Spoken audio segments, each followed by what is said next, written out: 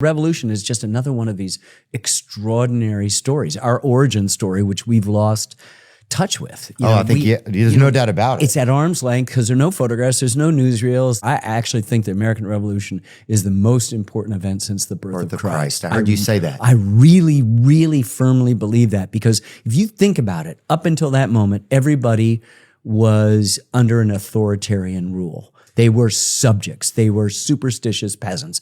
And we created citizens. And that's a big deal. When we say we hold these truths to be self-evident, there was nothing self-evident about what Jefferson was about to say, that all men are created equal. No one on earth had made that proposition, Really? that they're endowed by their creator with certain unalienable rights, that among these are life, liberty, and the pursuit of happiness. Let's go. That is not stuff that the world had ever really heard. He had distilled a century of enlightenment thinking. He'd been goaded on by what was happening in the breakdown of relationships with the British over stuff, and what became a quarrel between Englishmen suddenly got broken out into natural rights. Like, this is what we all not only deserve, but the world needs to change. And it did from that moment on. And that was Jefferson? And that's Jefferson distilling it, but it's the sensibility of everybody. The other thing is that it's a process thing.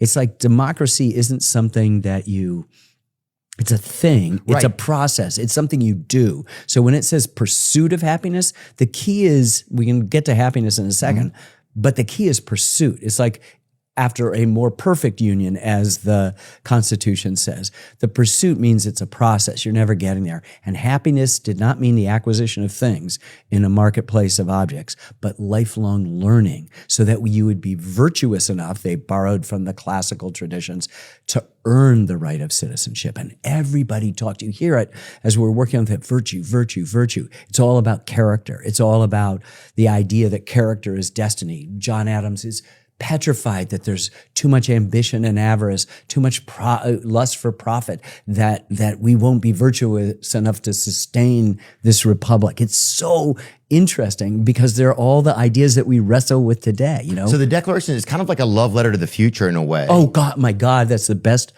expression I've ever heard. That's exactly what it is.